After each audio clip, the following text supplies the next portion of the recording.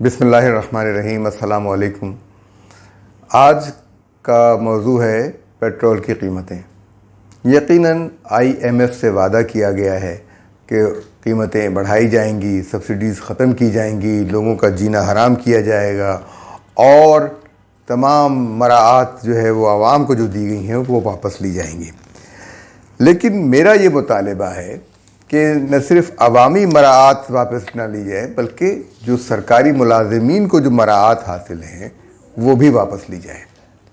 उन्हें मराआत याफ्ता तबका जो है ये हमारा सरकारी मुलाजिमीन का ग्रेड 18 से लेकर ग्रेड 22 तक, इस तबके में मैं प्रोफेसर हजरात की बात नहीं कर रहा हूँ। बहुत सारे लोग जो है उस पर कहते हैं कि भी प्रोफेसर या असातिज़ा, मेरे ख़्याल में बहुत सारे लोगों को जो मराआत हासिल हैं वो असातिज़ा को हासिल नहीं है, और बहुत से सरकारी मुलाजमीन ऐसे हैं कि उन्हें ये मराआत हासिल नहीं है। लेकिन अक्सरियत जो है वो बड़े पैमाने पर मराआत हासिल करती है। तो वज़ीर ख़ज़ाना ने जो है वो आवाम को कहा कि जी हम 2000 रुपया जो है वो आपको सब्सिडी देंगे, यानी कीमत आपने बढ़ाई इतनी है कि कई हज़ारों में चीज़ें पहुंच गई हैं। कीमतें जो है वो रोज़ाना के अखराजात में और महीने भर के अखराजात में कम से कम 10,000 रुपये का इजाफ़ा हो गया है। यानी 10,000 रुपये जो है वो इजाफी चाहिए इन महंगाई को, इस तूफ़ान को जो पेट्रोल की कीमतों में इजाफे के नतीजे में आया है। तो आप उसमें 2,000 रुपये दे रहे हैं तो बाकी 8,000 रुपये कहाँ से आएंगे? तो इसलिए ये जो है वो तिफ़ल तसल्ली न दीजिए मिफ्ता इस्माइल साहब, क्योंकि आप लॉलीपॉप बनाते हैं, लॉलीपॉप बेचते हैं और आप लॉलीपॉप अब हमें दे रहे हैं। तो बहरहाल आम आदमी तो मुतासिर हो गया है आपके इस फैसले से, आप इस बात को भूल जाएं, क्योंकि ये चाहे कुछ भी हो, आप जितनी भी वो उज़्र तराशें, लेकिन बात यह है कि ये नेक नाकामी है। अब हाँ, अगर आप ये मजबूरी है, यकीनन मजबूरी है, IMF से वादा है, वहाँ से फिर पैसे मिलेंगे तो फिर ये खर्चा होगा, ये सारे का सारा सूदी निज़ाम का शाखसाना है। इसलिए ये सारी चीज़ें, और इमरान खान साहब भी जो हैं इन्होंने ये बढ़ा दी। तो साहब, आप अमेरिका से ग़ुलामी की आज़ादी की बात करते हैं, ग़ुलामी से आज़ादी की बात कर रहे हैं कि अमेरिका से ग़ुलामी, तो आप तो पाकिस्तान की इक़्तिसादी आज़ादी के को आप बेच आए अमेरिका के हाथों। IMF से मुआहदा आपने किया। IMF से मुआहदे के बारे में लोग मना कर रहे थे, मत करो, ये न करो, ये बहुत मुश्किल में फंस जाओगे। IMF से मुआहदा न करते, इधर उधर से सब चीज़ें लेते, सारा ही कुछ है, लेकिन पाकिस्तान के रुपए की वैल्यू को गिराना था और IMF से मुआहदा किया और पाकिस्तान की इक़्तिसादी आज़ादी का सौदा किया। पाकिस्तान के कौमी ख़जाने के निगरान स्टेट बैंक ऑफ पाकिस्तान को IMF के कारिंदों के हाथों बेच डाला, और उन्होंने सबसे पहला काम ये किया कि रुपए को डीवैल्यू करते चले गए और गिराते चले जा रहे हैं, गिराते चले जा रहे हैं। जब तक स्टेट बैंक की खुद मुख्तारी का जो कानून है वापस नहीं होता, रुपया डीवैल्यू हो जाएगा, 1,000 रुपये का $1 हो जाएगा। ये उस वक्त तक यही होगा। ये आप सोच लीजिए कि ये उस नौबत तक पहुंचा देंगे। ये स्टेट बैंक उस नौबत तक पहुंचाएगा, ये रज़ा बाकर उस नौबत तक पहुंचा के गया है। ये जिसके खाते में मिस्र की बर्बादी लिखी थी, जिसके खाते में कई अफ्रीकी ममालिक की बर्बादी लिखी है, जिसके खाते में ईस्टर्न यूरोप के कई ममालिक को बर्बाद करना लिखा है, जो अपनी इक़्तिसादी जहालत का मंबा था। लोग कहते थे, ये कोई पढ़ा लिखा जो आदमी ये कह रहा हो कि रुपए की डिवैल्यूएशन से समुंदर पार पाकिस्तानियों को फ़ायदा होगा, तो समुंदर पार पाकिस्तानियों में किन लोगों की अक्सरियत बसती है? यानी उनको रुपया डिवैल्यू हो, फ़ायदा उनको हो, 20 करोड़ 30 करोड़ पाकिस्तानी जो है, 20 करोड़ पाकिस्तानी, 22 करोड़ पाकिस्तानी, उनको नुकसान हो। वो लोग जो पाकिस्तान की शहरियत तक करके जा चुके हैं, पाकिस्तान की शहरियत को ठुकरा के जा चुके हैं और दूसरे मुल्कों में रह रहे हैं, वो पाकिस्तान के मामलात में मदाखलत कर रहे हैं। उनके बारे में कहा जाता है कि इतना रिमिटेंस भेजते हैं। जो रिमिटेंस भेजते हैं वो लोग और हैं, जो रिमिटेंसेस भेजते हैं वो लोग और हैं। ये वो लोग हैं जो रिमिटेंसेस भेजते नहीं हैं, वो अपने मामलात के लिए ये सब कुछ करते हैं। ये यहाँ पर ये मामला जो है, उनको वोट का हक जो है कहीं नहीं है, दुनिया में कहीं नहीं है। कि समुंदर पार शख्स लोगों को वोट का, हिंदुस्तान से ज़्यादा कोई समुंदर पार रहेगा? हिंदुस्तान एक अरब की आबादी का मुल्क है और उससे ताल्लुक़ रखने वाली एक ख़ातून अमेरिका की नायब सदर बन गई है।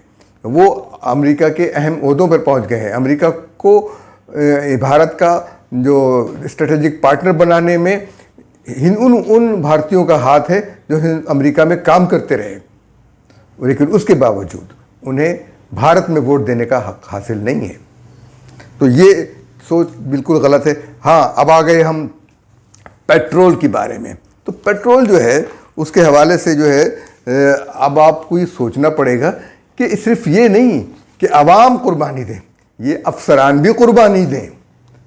इनकी तनख्वाहों में 300 लीटर पेट्रोल की जो रकम दी जाती है, अब ये पेट्रोल जो है 180 रुपये हो गया, तो 300 लीटर पेट्रोल की जो कीमत होगी वो इनकी तनख्वाहों में बढ़ जाएगी, इनकी तनख्वाहें बढ़ जाएंगी। 2000 रुपये आप गरीब आवाम को दे रहे हैं, इनकी तनख्वाहें कई गुना बढ़ जाएंगी। बंद करें ये अय्याशी, ख़त्म करें इस अय्याशी को। पेट्रोल आग, और ये जो है कम, ये इनकी ज़रूरत ही नहीं है इनको इतने पेट्रोल की। ये खर्च करें हमारी तरह, पेट्रोल अपने पैसों से अपनी जेब से खर्च करें। इनको गाड़ी आपने दे दी, इनको घर आपने दे दिया, ये अपने मकान का किराया लेते हैं, अपने मकान में रहते हैं, किराया सरकार देती है। अपने मकान में रहते हैं, उसकी मेंटेनेंस सरकार देती है। ये खाने का बिल इनका सरकार देती है। तो इस तय्युश को ख़त्म करें, इन मराहत को ख़त्म करें। ये हमें नज़र आ रहा है, बहुत ज़्यादा आपने मराहत ले रखी हैं और कौम से कुर्बानी मांगते हैं, कौम का लहू निचोड़ते हैं और कौम की कुर्बानी मांगते हैं। एक साहब टीवी हमारे यूट्यूब के, वो कह रहे हैं जी हम कौम नहीं हैं। तो जनाब वाला, हम कौम कैसे बने? पाकिस्तानियों को अब तक कोई मुखलिस रहनुमा नहीं मिला है। कायद आज़म के बाद से अब तक कोई मुखलिस रहनुमा नहीं मिला है कहीं, इतने अरसे वो गुजर गए हैं। तो आप कौम को जो ना गर्दाने, और ये जिसको चंद हज़ार लोग मिल जाते हैं वो पागल हो जाता है, उसका दिमाग ख़राब हो जाता है। इमरान खान की मिसाल आपके सामने है। तो एक, अब आपको मैं ये बता दूं कि हमारे पास ये जो मुसीबत आई है, इसका क्या सबब है? ये कुत्ते बिल्ली के खाने पर, इस कौम के कुत्ते बिल्ली के खाने पर $1 करोड़ सालाना खर्च होता है। ये कौन से कुत्ते बिल्ली हैं जिनके लिए $1 करोड़ का सरमाया, 1 करोड़ का ज़र मुबादला खर्च किया जा रहा है? पाकिस्तान का कीमती ज़र मुबादला $1 करोड़ सालाना इन कुत्ते बिल्लियों पर खर्च किया जा रहा है। फिर उसके बाद सबसे बड़ी बात यह है कि हमारे जो ज़र मुबादला के अखराजात जो हैं वो सिर्फ 2 मदात में बहुत ज़्यादा हैं। जी, बात हो रही थी कुत्ते बिल्ली के खाने पर, $1 करोड़ पर, लेकिन हमारा जो इम्पोर्ट बिल है वो, उसके अंदर जो है वो 13.67 अरब डॉलर का इजाफा हुआ है। और ये जो है 9 महीने के अंदर, गुज़िश्ता 9 माह में 58.87 अरब डॉलर बढ़ गया। तो ये रकम जब इतनी रकम जाएगी मुल्क के ख़जाने से, तो ये पेट्रोल के जो अय्याशी है सरकारी मुलाजमीन की, ये भी तो रोकी जानी चाहिए ना। ये किस लिए है? इस अय्याशी में उनकी जेब से तो कोई पैसा खर्च नहीं हो रहा, उनके पैसे खर्च होने, उनको तनख्वाह मिल रही है, वो कहाँ खर्च कर रहे हैं? मकान का किराया वो हुकूमत दे, बिजली का बिल हुकूमत दे, गैस का बिल हुकूमत दे, पेट्रोल के हुकूमत दे, बच्चों की फीसें हुकूमत दे, मेडिकल का बिल हुकूमत दे। फिर उनकी तनख्वाहों और मोटी मोटी तनख्वाहें 15 लाख 20 लाख, और पेंशन उसी ग्रेड के हिसाब से उनको कम करें। ऊंचे ग्रेड के लोगों की तनख्वाहें और पेंशन कम करें। ये किस लिए है? कौम का लहू निचोड़ कर। तो 58.87 अरब डॉलर 9 महीने में सिर्फ हुआ है।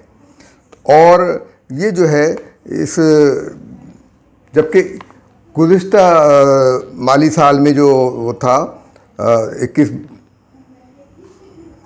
तो उसके अंदर किसका 39.8 अरब डॉलर था। और इसके अंदर सबसे ज़्यादा खर्च जो है पेट्रोलियम पर होता है और इन पेट्रोलियम के ऊपर खर्च होता है। और जब जो ये अब मामला थे ना कि तयाशी की चीज़ें बंद की गई, तो ज़रा अयाशी की चीज़ों को बंद करने से पहले ये देखना चाहिए था कि लोगों के लिए क्या कुछ चीज़ें अयाशी की हैं। अब ये कि मोबाइल फ़ोन, चॉकलेट और गाड़ियाँ, और तो लोगों के अब कस्टम वाले जो लोग चॉकलेट लेकर आ रहे हैं, यहाँ गोया के गोया वो कोई हीरोइन लेकर आ रहे हैं, कोई मनशियात लेकर आ रहे हैं, उनको इस तरह छाप के और अपने घरों को ले जाते हैं। ये वो जो निकाल के दिखाएं वो चॉकलेट जो उन्होंने कस्टम वालों ने जब्त की है। इस तरह के मामला जो है वो नहीं होने चाहिए। और हुकूमत ने 38 अशिया की फहरिस्त जारी की है, लेकिन भाई वो 38 अशिया से ज़्यादा जो है इंपोर्ट का बिल जो है वो पेट्रोलियम पर है और पेट्रोलियम मसनूआत पर 59 अरब डॉलर जो है वो सालाना पेट्रोलियम मसनूआत पर होता है और 60% ज़र मुबादला उस पर खर्च होता है। और इंपोर्ट बिल जो है वो 13.67 डॉलर जो है वो वाजिबुल अदा हो गया था, यानी वो मकरूज़ हो गए हैं अब आप 13.67 डॉलर के। और सिर्फ जुलाई 21 से मार्च 22 तक जो है वो 21.87 अरब डॉलर का मज़ीद कर्जा चढ़ गया। पेट्रोलियम मसनूआत की दरामदात को कम करना चाहिए। कैसे हो? कराची जैसा शहर जो है वो बहुत बड़ा शहर है, बहुत ज़्यादा इसके अंदर ट्रांसपोर्टेशन का मामला है, फासले बहुत हैं, 14-14, 15-15 किलोमीटर, 20-20 किलोमीटर के फासले हैं। लोग वहाँ से जाते हैं अपने काम पर जाने के लिए, उनको बहुत लंबे फासले तय करने पड़ते हैं। तो इसलिए इनके पास जो है वो पब्लिक ट्रांसपोर्ट की जो है उसकी सहूलियात जो है वो ज़्यादा से ज़्यादा होनी चाहिए, ताकि लोग आराम से जाएं, अपनी ट्रांसपोर्ट ना खर्च करें और कम से कम पेट्रोल में, कम से कम डीजल में, कम से कम ईंधन में ज़्यादा से ज़्यादा लोग जो हैं वो अपने कारोबार पर, अपने मकाम पर, अपने कामों पर जा सकें। तो ये, और इससे बहुत फ़र्क पड़ेगा। कराची जैसे शहर को आपने न कराची में किया है, न हैदराबाद में किया है और न कोयटा में किया है, ये सिर्फ जो है वो चंद शहरों में रह गया, इस्लामाबाद, लाहौर और मुल्तान और पेशावर। तो खुराक की कमी का मामला ये है कि आप शक्कर पे और गंदम पर और दालों पर और खाने के तेल पर भी जो है वो इंपोर्ट बिल आपका बहुत ज़्यादा है। यानी ये चीज़ें जो पाकिस्तान की अपनी मसनूआत थी वो रह गई। अब उसके नतीजे में बेरोज़गारी भी बढ़ रही है और अमेरिका की ग़ुलामी भी हुई है। और इमरान खान अब उसी को लेकर किसको बेवकूफ़ बनाते हैं। ये सारी चीज़ें, कुत्ते बिल्ली का खाना जो है वो मंगाया जाए, मेकअप की चीज़ें मंगाई जाए, स्वाद में बनती थी, उनके ऊपर जो है वो आपने पाबंदी लगा दी, बिजली महंगी कर दी, पेट्रोलियम की मसनूआत महंगी है, ट्रांसपोर्टेशन महंगी है, तो कास्ट ऑफ प्रोडक्शन तो महंगी पड़ गई। तो इसलिए ज़्यादा ज़रूरी ये है कि सरकारी मराआत में कमी की जाए और इनको भी कुर्बानी देने का ज़रा जज्बा होना चाहिए। सिर्फ हम ही पाकिस्तानी नहीं हैं, इनको भी पाकिस्तानी बनना चाहिए। इनमें से अक्सर गैर मुल्की शहरियत हासिल कर लेते हैं और अपनी बाकी ज़िंदगी जाकर वहाँ पर कनाडा में, बरतानिया में, अमेरिका में गुजारते हैं। और वहाँ से जब कोई ज़्यादा जिसको किसी को शौक़ उठता है तो एक आध किताब लिख डालता है कि उसने अपनी ज़िंदगी जो है कि सरकारी मुलाजमत के दिन कैसे गुजारे। और उसके अंदर मालूम ये होता है कि सबसे ज़्यादा पारसा वही साहब थे, उन्होंने कुछ भी नहीं किया और सिर्फ उनकी कदर नहीं की गई, इसलिए वो मुल्क से बाहर चले गए। ऐसी कुर्बानी देने वालों से हमें निजात ऐसी चीज़ लोगों से हमें निजात दिलाई जाए और कुर्बानी का बकरा सिर्फ आवाम को नहीं बनाया जाए, बल्कि इन सरकारी मुलाजमीन को भी पाकिस्तान के लिए कुर्बानी देने का जज्बा होना चाहिए। इनकी मराआत को कम करें, आवाम पर बोझ कम करें, वरना जिस खेत से दहका को मुयस्सर न हो रोज़ी, उस खेत के हर खुश है गंदुम को जला दो। अल्लामा इकबाल का यही पैगाम था, कहीं ऐसा ना हो, कहीं वैसा ना हो जाए। तो ये सोच लीजिए, मैं धमकी नहीं है, ये ख़तरे की घंटी है। अगर ये ऐसा नहीं हुआ कि सरकारी मुलाजिमीन ने कुर्बानी देने का जज्बा ना हुआ उनके अंदर, तो बहुत कुछ ख़राब हो सकता है। इजाज़त दीजिए, अल्लाह हाफ़िज़।